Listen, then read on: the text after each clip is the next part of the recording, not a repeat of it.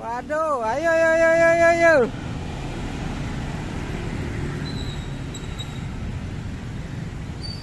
Nah, ini Mas Rahmadi. Mas Rahmadi. Ayo.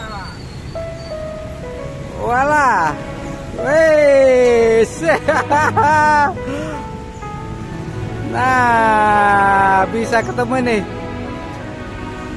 Sip. Us.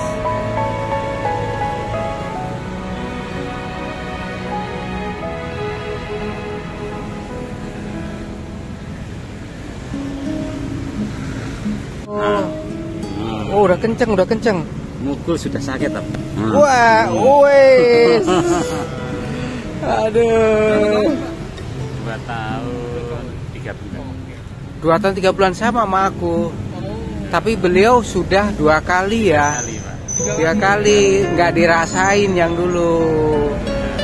Ini salah satu subscriber stroker Habegia dari kota Solo. Kita muter cari sarapan dulu. Wah, di warung makan Mbah Ti, masakan Jawa. Tuh, ada opor, ada pecel, sop, soto, oseng, gudeg, lodeh, tumpang, ada kopi juga. Mantap ini.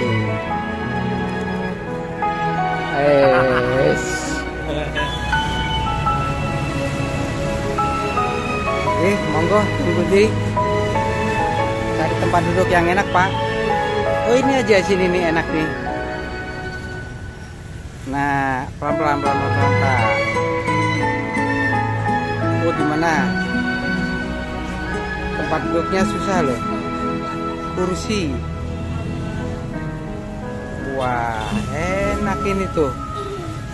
Wih. Ada sop, ada. Nah, ini gudeg, ada opor.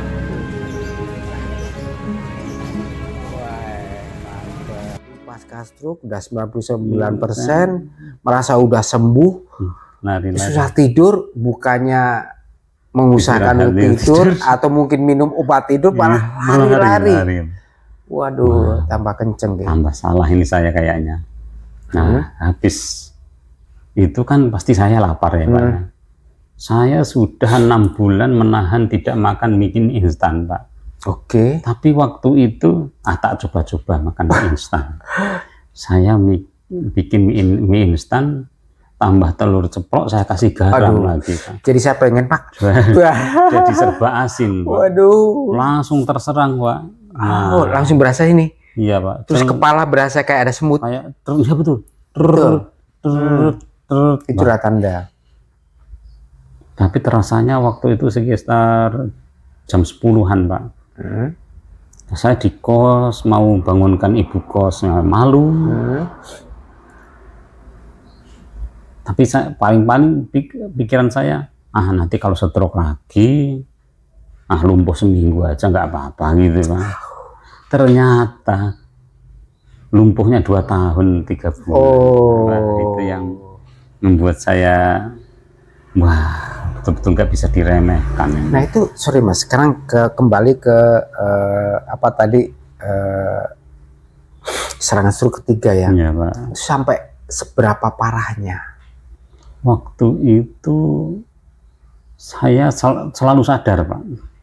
Jadi ada dokter bisik-bisik sama atasan saya di samping saya dengar. Jadi Pak Rahmat ini belum bisa dirujuk kemana-mana karena kondisinya kritis. Wah, saya mikir kritis, kayak gini kritis masih sadar, bisa senyum-senyum, bisa ketawa-ketawa gitu. Nah, waktu pelo nggak, Pak? Pelo, Pak. Pelo, tapi perasaan kayaknya kita bener aja ya. Waktu itu ada yang teman-teman suka upload makanan seafood gitu, Pak. Saya peringatkan, Mas, hentikan makan seafood yang berkolesterol, nanti sakit seperti saya, tapi agak pilu gitu, Pak. Tapi masih bisa bercanda, Pak. Ngomong kayak bener aja kan.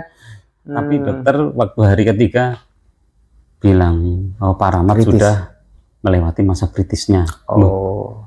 Masa kritis, saya ya memang saya nggak bisa makan waktu itu Pak, harus lewat hidung. Tapi saya sadar ingatan diajak komunikasi masih bisa gitu Pak. Jadi kritis kayak gini tuh. Pada pemahaman saya kritis tuh hampir meninggal gitu. Akhirnya setelah 3 hari di Rumah Sakit Pertamina Balikpapan, Tarakan, dibawa ke Surabaya Pak. Oh, berarti sudah seserius itu ya? Iya, Pak. Tapi memang sebagai pasien kita masih sadar nggak sadar. Iya Pak. Tapi kondisi badan waktu itu Bapak pola pinggir gitu? Oh nggak bisa Pak. Nah itu yang dianggap kritis, cuma tapi lurus aja gini. Bener-bener pola nggak bisa. Iya. Cuma kanan aja Pak yang bisa Pak. Oh. Karena yang kena kiri yang ketiga ini Pak. Oke. Ya. Nah terus dipindahkan ke rumah sakit di Surabaya. Ya Pak. Rumah Sakit Mitra Keluarga Pak. Oh. Selama berapa lama tuh Pak? Selama 22 hari Pak. 22 hari opnam. Iya Pak. 22 hari untuk berdiri saja tidak bisa Pak. Jadi waktu itu harus dipapah terapisnya. Ayo Pak, jalan-jalan dengan kursi roda biar lihat udara. Wah senangnya lihat udara di luar, dapat panas, dapat angin, Mas. Bersyukur sekali ya. Waktu itu berarti istri dan anak kan ada di rumah ini ya, iya, ada Pak. di ini Wonogiri. Wonogiri. Berarti Surabaya bagaimana Pak? Berarti gantian Pak yang nungguin Pak. Bolak-balik. Jadi waktu hari pertama sampai hari seminggu itu kakak ipar. Terus seminggu berikutnya anak dan istri. Oh. Terus kemudian minggu berikutnya lagi kakak ipar lagi. Tapi anak istri sempat 2 kali waktu itu Pak. Tapi lupa harinya. Luar biasa. Tapi dukungan istri dan anak keluarga yang pasti ya Pak ya. Itu sampai Bapak tetangga diminta nemani. Biar nggak kesepian istri saya nungguin saya di sana. Oh jadi itu 22 hari melewati masa kritis, langsung pulang ke rumah. Dinyatakan dokter sudah sembuh, disuruh pulang. Iya memang sembuh secara struknya, memang sudah sembuh, tapi kan memang badan yang perlu pulihnya. Iya. Saya mendapati apa yang bilang dokter itu saya kaget. Loh, kayak gini sudah sembuh. Padahal saya masih lumpuh, belum kuat apa-apa. Akhirnya dibawa pulang ke Wonogiri. Betul-betul di tempat tidur itu 3 bulan. 3 bulan. Oke. BAK BAB di Pampers Pak. 3 bulan di tempat tidur. Iya, itu Pak. waktu masa pemulihan untuk gerak badan. Iya Pak. Ibu dan anak lagi, keluarga yang ngurusi. Istri terutama. Iya istri. Iya, Pak. Iya istri. Wah luar biasa istri Bapak nih. Apa namanya, betul-betul merawat ya. Dan keluarga memang luar biasa. Ya waktu itu ada pelajaran yang didapat istri saya waktu ikut nungguin di rumah sakit. Oh begitu cara membersihkan BAB. Oh gitu cara mengganti pampers. Gitu. Jadi dia belajar dari situ, bisa merawat saya akhirnya. Wah luar biasa Pak, luar biasa. Iya Pak. Nah itu selama 3 bulan nggak bisa bergerak. Setelah itu Bapak ikut sensei akupuntur. Akupuntur sensei, kemudian akupuntur secara dokter. Pak. Berarti bolak-balik dan biaya cukup masih cukup banyak lah ya. Betul Pak. Betul dan luar biasa. Nah kemudian kapan Bapak mulai bisa tangan setelah tadi? Setelah apa terapi? Setelah terapi ke-12 di dokter tadi Pak. Sudah mulai pegang sudah bisa megang beras, meremas-remas beras. Kalau gini masih lemah, nggak bisa terhubung antara otak dengan telapak, juga nggak bisa meremas beras ini Pak. Otak-otak bilang suruh ini apa namanya suruh bergerak ini sulit waktu itu ya. Tapi saat ini udah. Iya sudah. Dan sudah merasakan. 3 bulan sudah bisa meremas-remas beras Pak. Ya kalau sekarang sudah bisa cuci piring nih Pak. Wah keren. Oke Pak Ramadi. sekarang ada pesan nggak Pak Ramadi buat teman-teman stroker nih? Iya, Pak. Ini kan Bapak sudah mengalami yang dulu satu nggak sadar, terus nggak disadari lah ya Iya, waktu Pak. itu. Nah terus kena 2, ketiga. Nah ini ada masukan nggak, apa pesan atau nasihat buat teman-teman stroker ini yang mungkin mereka merasa wah udah bisa jalan, udah bisa jalan jauh, udah bisa lompat-lompat, bisa lari, apa Pak? Agar tidak terjadi malah lebih parah lagi. Ada beberapa sih Pak ya. Jadi pertama jangan remehkan tekanan darah tinggi. Jangan remehkan tekanan darah tinggi. Kalau terus kemudian secara periodik harus dicek tekanan darah tinggi kan. Kalau kita perlu kita harus beli alat sendiri. Ya. Kalau masih tinggi ya kita minum selama hidup kita. Gitu. Terus kemudian yang kedua, pola makan harus dijaga. Pola makan dijaga. Terus cara menjaga pola makan bagaimana? Jangan makan gorengan sembarangan yang digoreng dengan minyak yang sudah berulang-ulang. Karena waktu itu orang paling enak itu kerja sambil ngopi, nggak usah gorengan, nggak usah turun dari kursi tapi sudah ada makanan gitu Pak. Gorengan gitu. Di luar lah ya. Biar kerjaan lanjut terus gitu Pak. Oke. Jangan terlalu banyak minum kopi juga Pak. Kopi. Waktu itu saya bisa habis kopi itu 5 gelas es teh besar Pak. Supaya kuat Pak. Itu kopi hitam apa kopi? Kopi hitam Pak, tapi manis lagi Pak. Nah, yang kalau kopi hitam 1 cangkir kecil, kopi pahit itu menyehatkan. Kok ini segelas teh gede ini ya? Iya. Oh Tuhan. Itu tiap jam 9. Padahal Bapak udah pasca stroke kedua waktu itu ya? Iya Pak. Kemudian apa? Tapi kalau setelah stroke kedua nggak minum kopi lagi Pak. Oke. Waktu sebelum stroke kedua. Udah mulai ngerti. Terus apa lagi yang sebetulnya tubuh kita itu ada alarmnya Pak. Nah, saat kita capek sekali itu ada yang salah. Kamu harus istirahat, itu perintah tubuh kita memberitahu kita. Ya. Tapi yang saya lakukan adalah aku kuat, aku pasti bisa. Karena saya ya orang dari dulu memang semangat Pak. Jadi slogan perusahaan itu saya harus bisa, saya harus bisa. Iya gitu. betul. Saya tidak boleh menyerah. Kontrak sama perusahaan ya Pak. Dan saya lihat atasan-atasan saya juga bisa gitu. Pasti saya bisa juga. Tapi mungkin kemampuan saraf pembuluh darah kita beda-beda dengan betul. orang. Betul.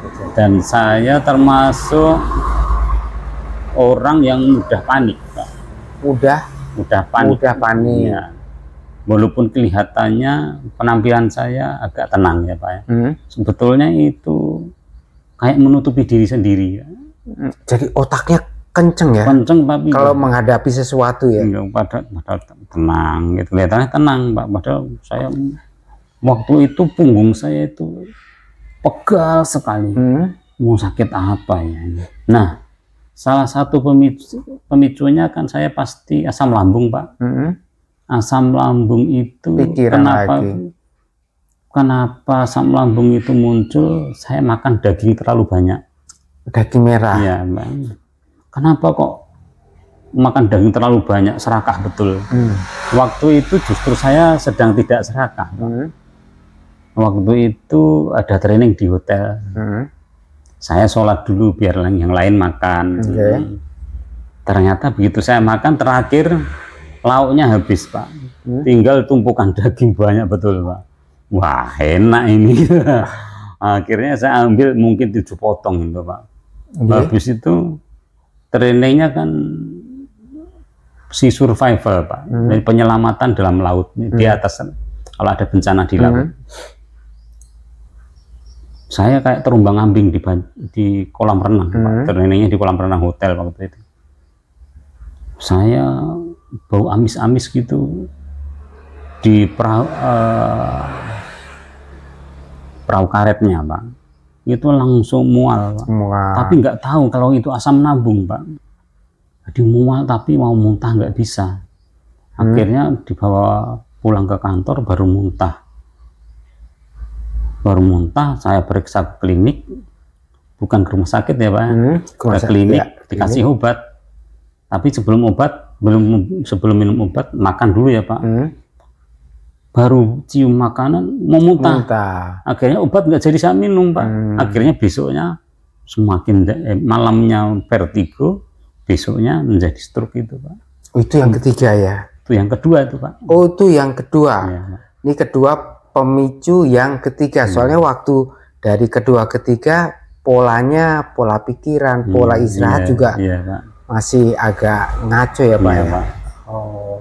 Padahal sudah berusaha tidur jam 8. Tapi jam 10 pasti terbangun. Aduh, iya oke. Pak Ramadi, terima kasih loh. Kami waktu itu saya kosnya itu di depan halaman ada kafe. Ya.